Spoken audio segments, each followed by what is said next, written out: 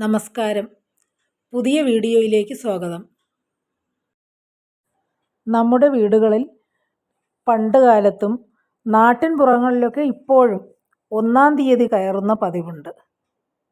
അതായത് മലയാള മാസം 1-ാം തീയതി രാവിലെ ആരെങ്കിലും വീട്ടിൽ വന്ന് കയറുന്നതിന് മുൻപായി ചില പ്രത്യേക നക്ഷത്രക്കാരെ വീടുകളിൽ വിളിച്ചു കയറ്റി അവരിൽ നിന്നും വീട്ടിലെ അംഗങ്ങളെല്ലാവരും കൈനീട്ടം സ്വീകരിക്കുന്ന ഒരു പതിവാണത്. ആ ഒരു മാസം മുഴുവനും ആ വീട്ടിൽ ഐശ്വര്യവും സമൃദ്ധിയും സൽഫലങ്ങളും ഉണ്ടാകും എന്ന വിശ്വാസം മൂലമാണ് ഇപ്രകാരം ചെയ്യുന്നത്.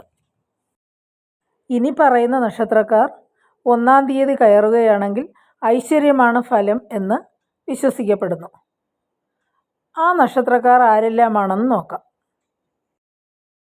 അശ്വതി, കാർത്തിക, രോഹിണി, മകയിരം, മകം, പൂരം,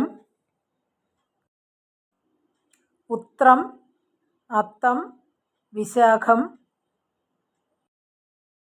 അനിഴം, തൃക്കേട്ട, മൂലം, പൂരാടം, തിരുവോണം, അവിട്ടം, ഉത്രട്ടാതി, രേവതി.